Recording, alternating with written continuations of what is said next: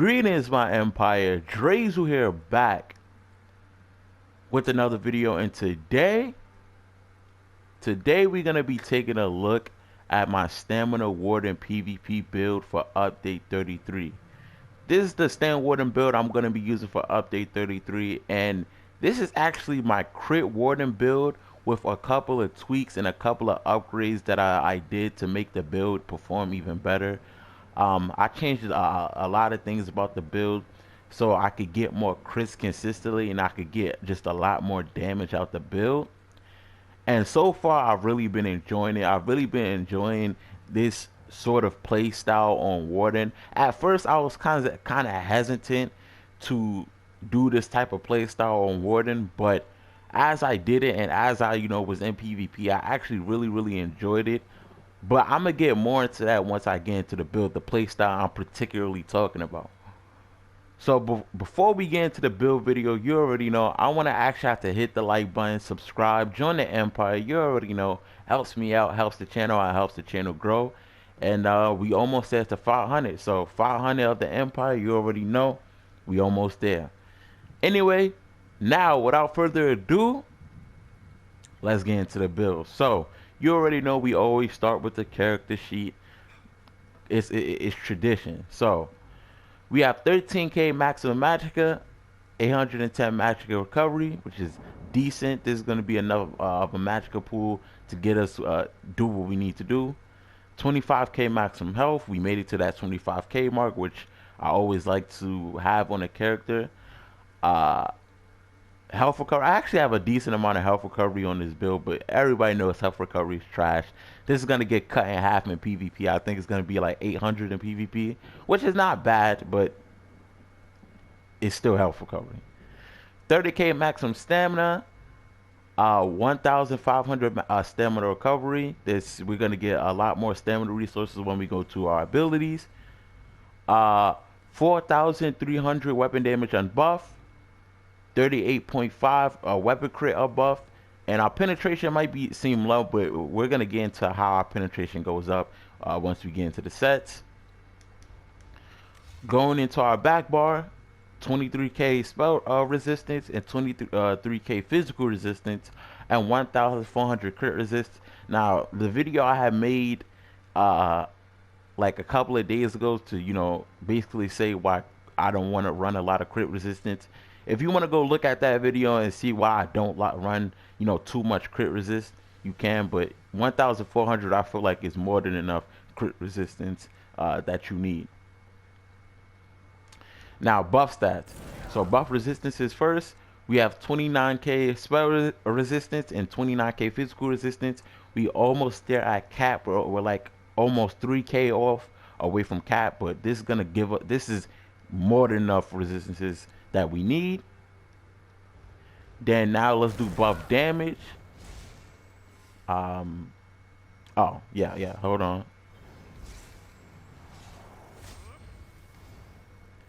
5,100 weapon damage and 50.5 crit chance. We made it at that 50% critical chance mark that I always want on a crit build.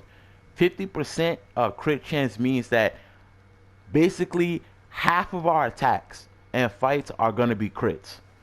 When I do 2 attacks to somebody, one of those attacks is most likely going to be a crit. It's definitely going to be a crit. Two attacks that I do on a target.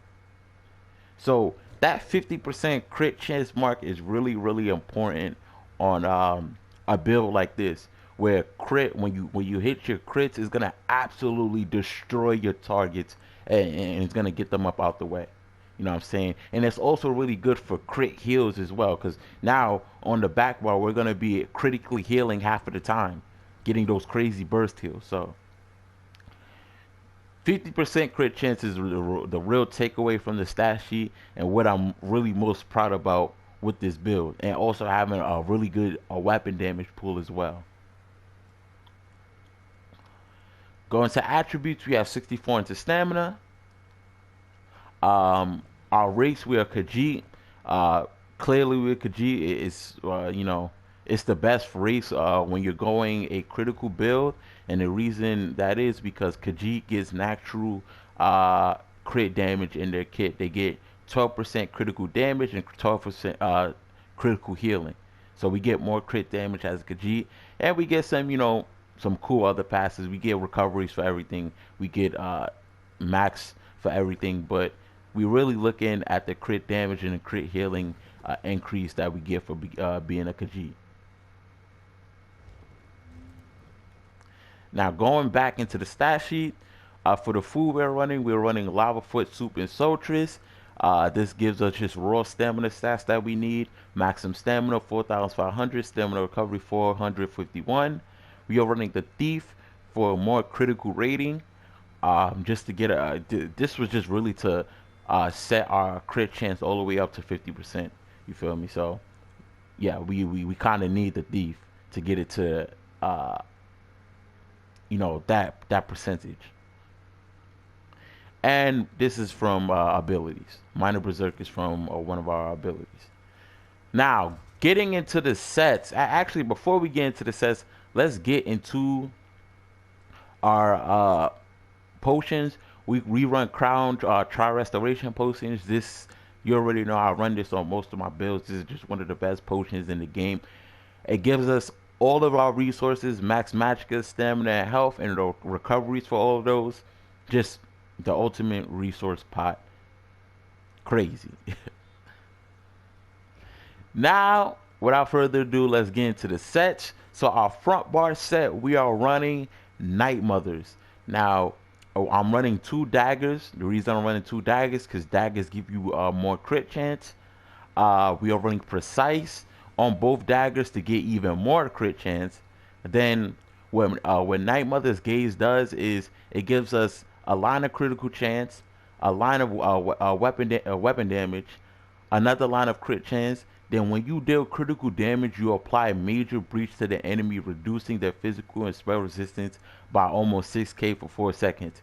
So the reason we are running Night Mother's Gaze is because Wardens don't get a natural major breach in their kit. Stand Warden, to be exact.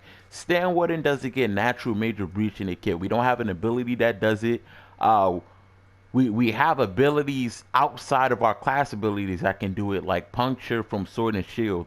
But I feel that Puncture is kind of a really awkward ability to have, especially on Warden. Having Puncture on a Warden really doesn't complement the entire kit, especially with the type of build I have right now.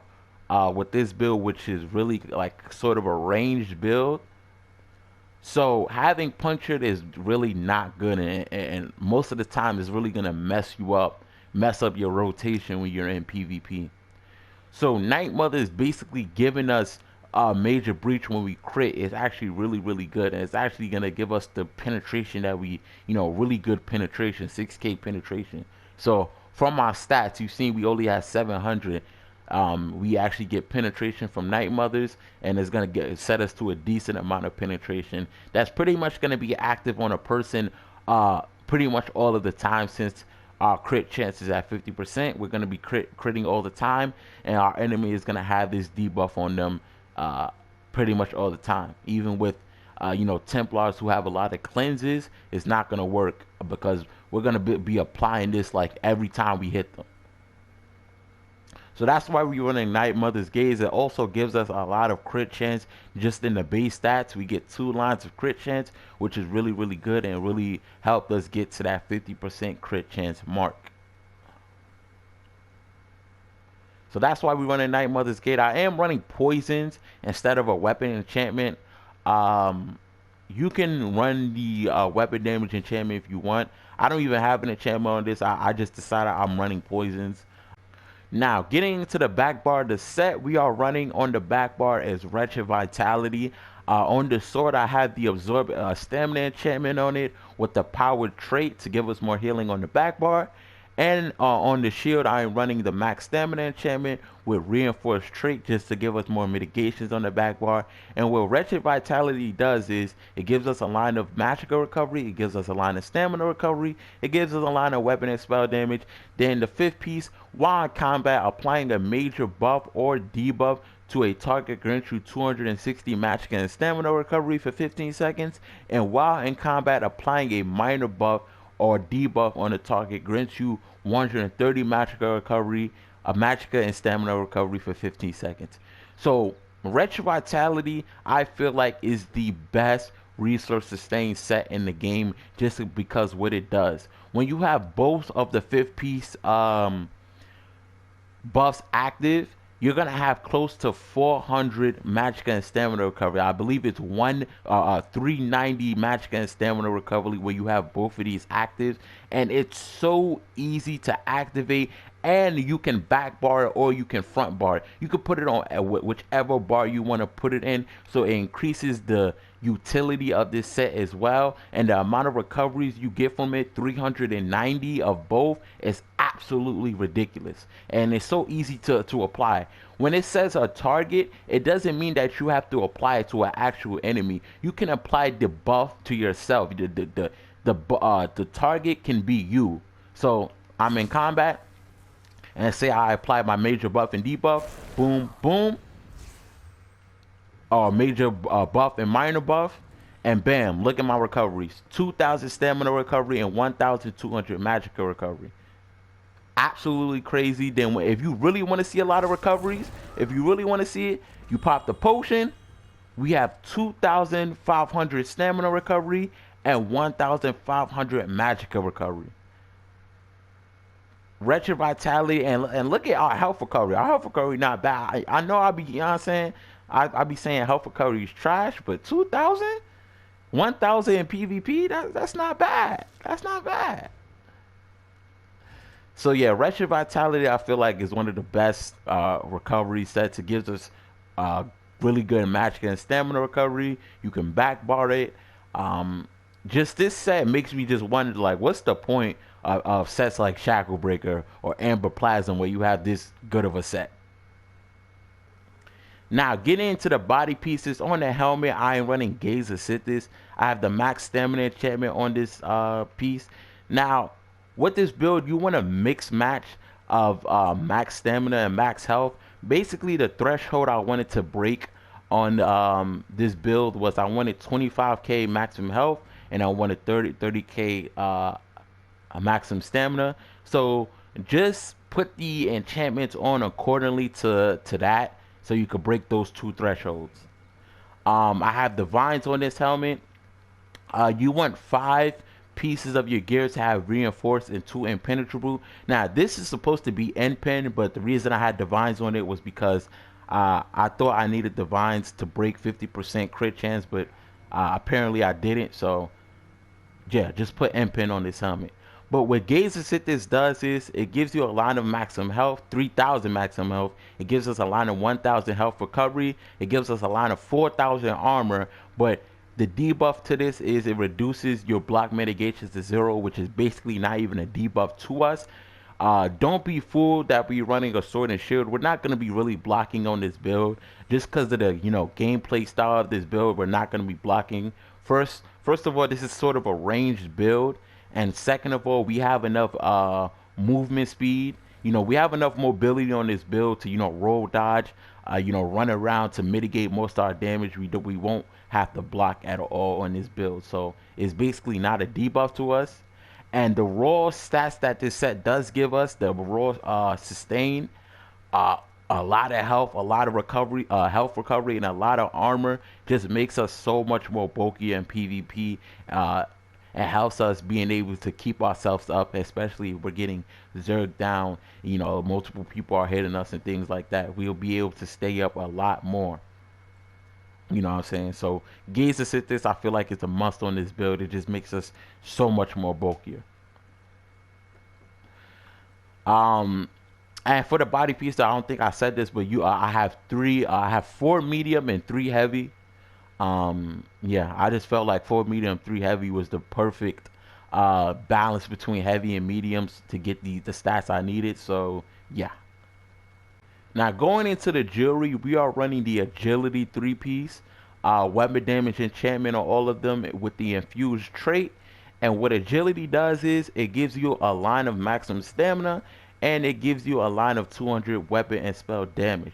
Now with this alone, I broke the threshold of weapon damage that I wanted on this build. This gives us an absurd amount of weapon damage just from the infused trait and what the agility gives you in the third piece.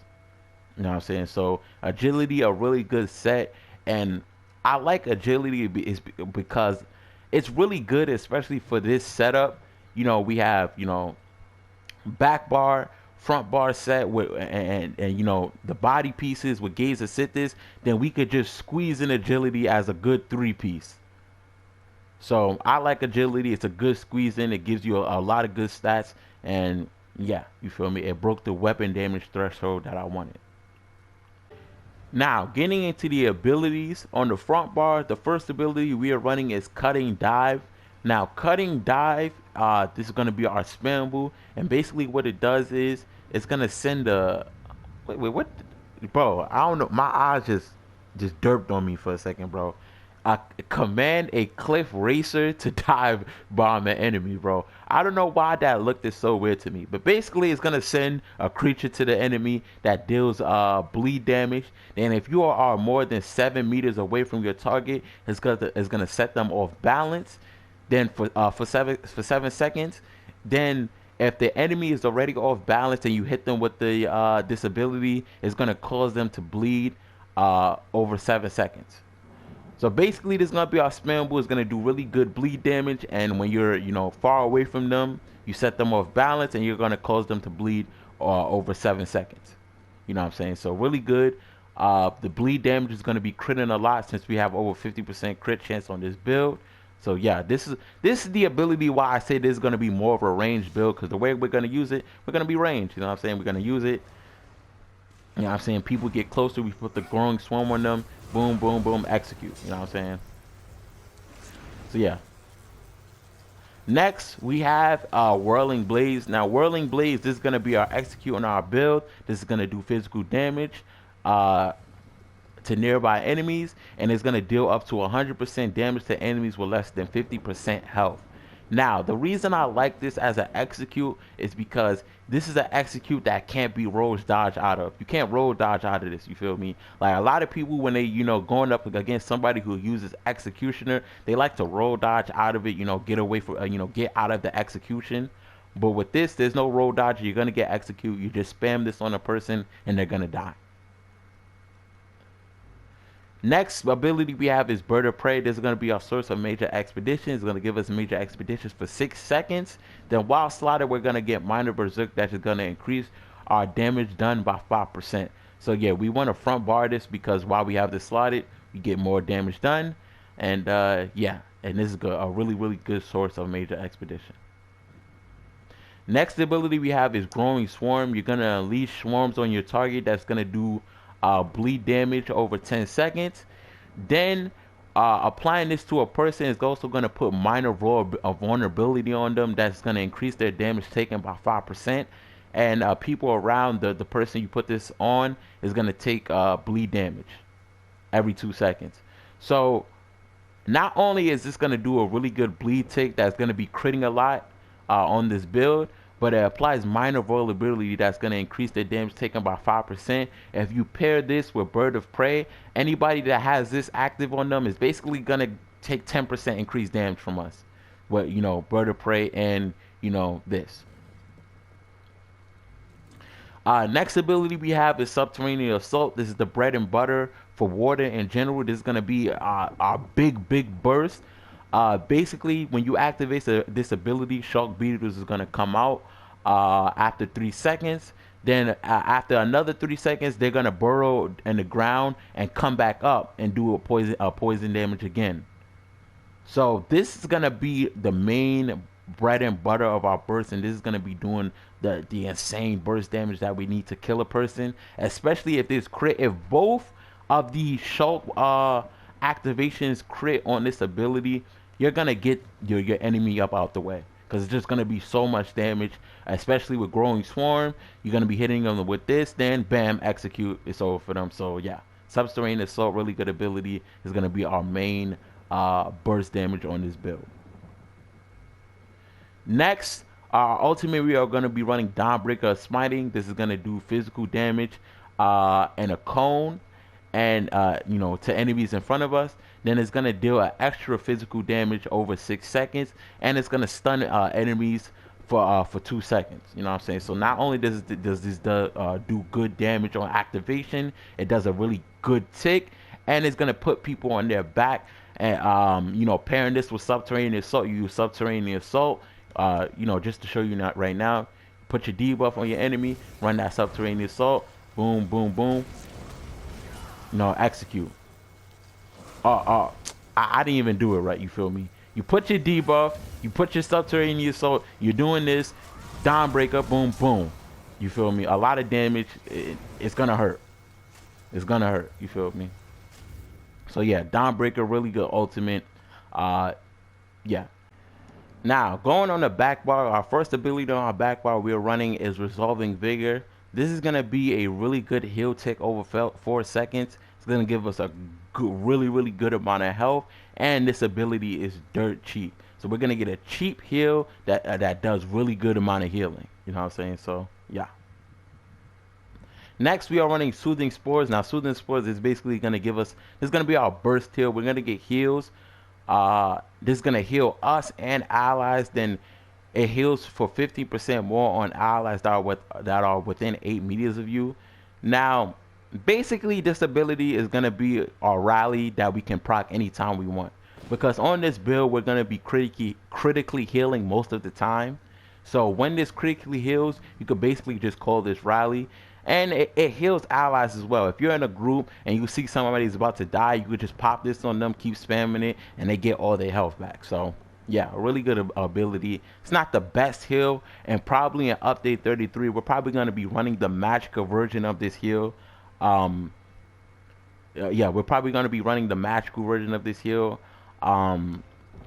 You know what I'm saying? We could probably even run Healing Seed if we wanted to in Update 33. Magical heals are going to be really, really good for us. You feel me? So, yeah. But right now, and this, before Update 33, we are running Soothing Spores, the stamina version of this. Really good burst heal. And like I said, when it crits, you basically call this a rally that we could proc anytime. Next, we are running Bull Netch. Now, Bull Netch, this is going to be our source of major brutality, which is going to increase our weapon and spell damage by 20%. This is going to give us 4,992 stamina over 25 seconds. This is a free ability, so basically this is going to just give us, this is just free stamina from an ability. And it's also going to be a free cleanse, which is going to cleanse 1 negative effect every 5 seconds. So for the duration of this ability, we're going to get 5 negative effects cleansed from us. Yeah, 5 negative effects cleansed. It's a free ability. It's a really good ability. Green Lotus is going to be our source of major savagery, which is going to increase our weapon critical rating by 2,629 for 20 seconds. So this is going to help us break that 50% critical rating that we need. And when we light and heavy attack, this is going to give us health when we light and heavy attack. You know what I'm saying? It's going to give us health when we light attack, and it's going to give us even more health when we heavy attack. So when we're more close range, you know what I'm saying, when we activate this and we're more close range and we want to activate our poisons, you know, we keep light heavy attacking, you see all those are critting. Most of those are critting. And you know, you're doing this, you're applying your poisons on your target. You feel me? So basically, that's going to be really, really good when we're applying our poisons to the enemy. Next ability we are running is Ice Fortress. Now this is going to be our source of major resolves that is going to increase our physical and spell resistance by 5,948 for 24 seconds. And this is going to be a source of minor protection as well, reduce our damage taken by 5% for 24 seconds. So overall, this is just a really good mitigation ability. It's going to give us a lot of mitigations when we activate this, because get more resistances and we get protections as well. So yeah. Next, we are running Healing Thicket on as our ultimate for our back bar. Now Healing Thicket is going to be a really cheap heal. When we activate this, we're going to get a really good heal, and while this heal is active, you know, while the, you know, the AoE heal is active, while we're inside, we get heals every 1 second for 6 seconds. And even when you leave the Healing Thicket, you're gonna get you know, the heal over time is gonna continue to heal you over 4 seconds after you leave the forest. So when you're getting zerged down, you're getting chased by a zerg. I don't even have the ability, you know, the ultimate on, but when you're getting chased, you know, when you're getting, you know, bursted down a lot, you know, and you feel like you're about to die, you pop this, you get a really good heal, and you could keep continuing to move. You could keep continuing to, you know, kite your enemies, because you're gonna get the heal tick after you leave the thicket as well. So yeah, really good heal, really cheap, and yeah. Now leaving the abilities and going to the CP. Now for our CP, for the blue tree, we are running Fighting Finesse, which is going to increase our critical damage and critical healing by 10%. Rifle Strikes, that's going to increase the damage for our abilities, the weapon and spell damage to our abilities by 165. Endless Endurance, which is going to give us 1,300 maximum stamina. Untamed Aggression, that is going to give us 150 weapon and spell damage. Now for the red tree, we are running Relentlessness. Now what this basically does is, when we're stunned or feared, it causes us to gain major protection for 3 seconds, reducing our damage taken by 10%. So after you get, you know, get hit with a CC, you basically get protections from it. So it's gonna, this CP is basically gonna increase our overall bulkiness, since after we get CC'd, we get a lot more sustain. Sustained by Suffering, this is gonna, you know, when we have a negative effect on us, we're gonna get 150 health, matching and stamina recovery. So this is just more recoveries on top of the recoveries we already have from Wretched Vitality and potions.